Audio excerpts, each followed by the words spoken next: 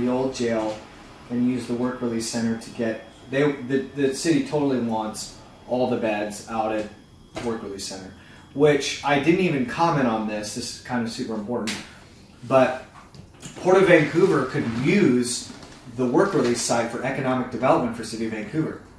The Port of I spoke with a few officials spoke with one official at Port of Vancouver, and I spoke with another person who's doesn't officially work for, but he works at the Port of Vancouver. He's a manager, supervisor at one of the businesses at Port of Vancouver, and the port is really hoping to get that property and that land back so that they could use it for economic development, which would further the economic development of Vancouver. So I feel like the port could do so much more with the 14 acres rather than what the City of Vancouver wants to do with the old Pepsi building location.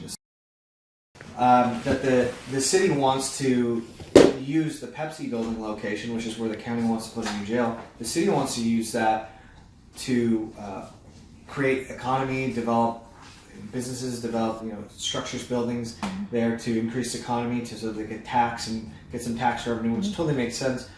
But why aren't they looking at the Port of Vancouver that actually could be a larger economic piece to the City of Vancouver?